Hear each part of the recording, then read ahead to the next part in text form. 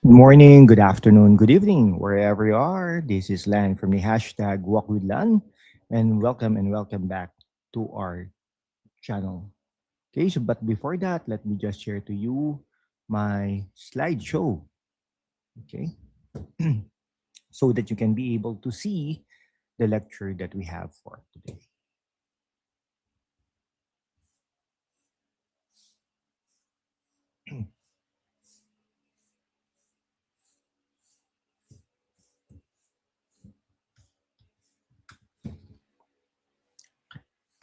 Okay, so good morning again. No? Ever wonder why a tiny update to a login button crashes an entire e-commerce site? It's because the architecture is a house of cards. One pull and everything falls. So today, we are moving from messy to modular. We are diving into the three pillars of modern application architecture.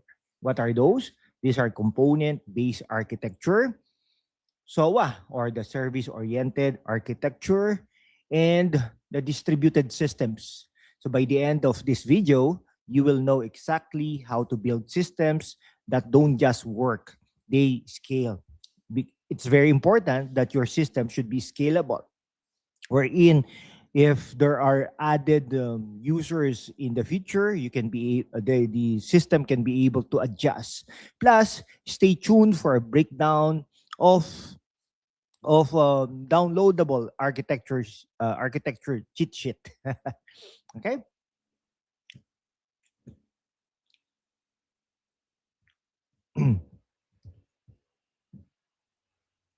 Okay. So first, let's talk about the component because uh, that's the first one. Think of this as the logo bricks of your code base. A true component. Okay. A true component has three specific traits that make it elite. But before I will mention that, before I forgot, the modern software systems, there are big companies who are using this and applications such as Netflix, Amazon, Google, and they have millions of users, if not billions, high scalable requirements, distributed infrastructure. Okay, so encapsulation, the three components. Okay, encapsulation, it's a black box. It hides its internal logic. Extensible, you can add to it without breaking the core. Non-context specific, this is the big one. If your search bar only works on your homepage, it's not a component, it's a hostage. So the search page, okay, or the search bar should be available in all other pages. A component should function in any environment without any without internal dependencies. If I take a payment button from a web app and drop it into a mobile app, it shouldn't care where it is. It just knows how to be a button. This is how you achieve reusability. Okay?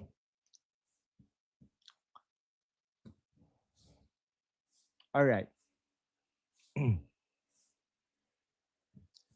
Okay, let's proceed to SOA.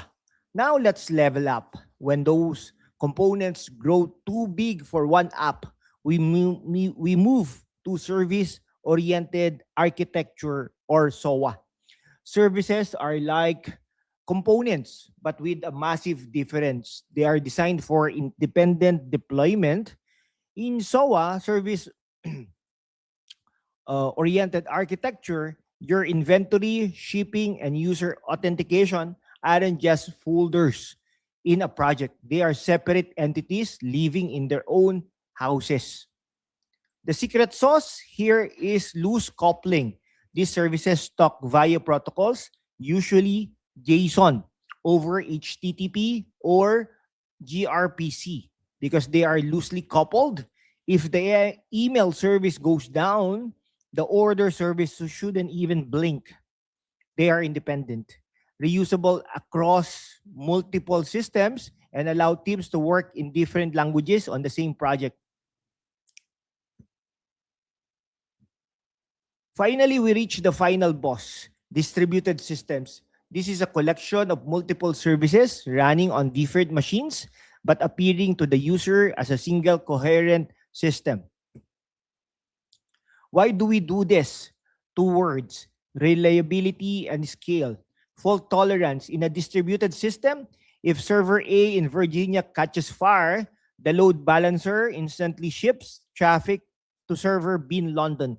The user never sees a 404 error. These systems can run on diverse hardware and software stacks. It's a hive mind, no single point of failure. This is how giants like Netflix and Amazon stay online during Black Friday. It's not one big one, it's not one big computer. It's a thousand small ones acting as one.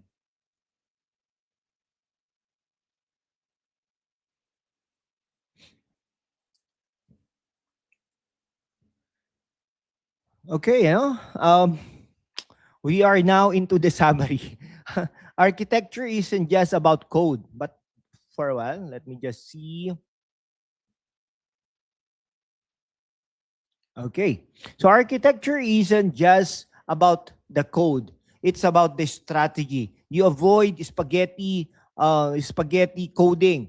Okay? So you need to use components to organize your internal logic.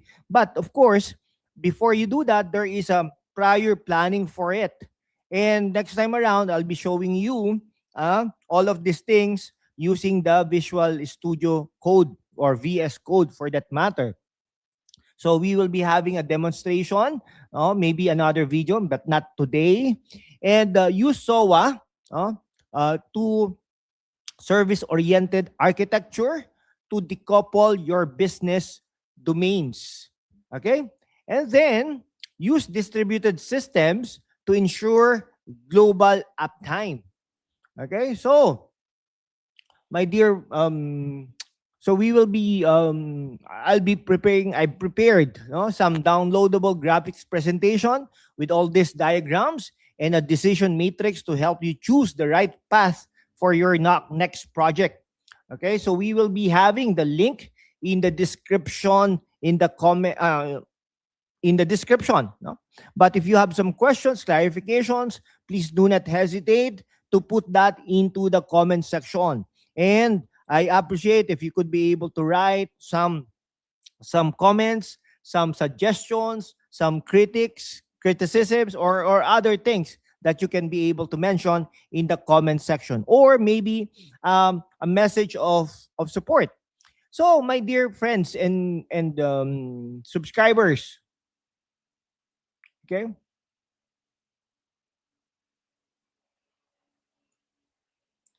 All right. So if this helped you understand the big picture, hit that like button and subscribe for more system design deep dives. This is Lan from the hashtag Walk with Dan, and I will see you in the next one. Have a great day.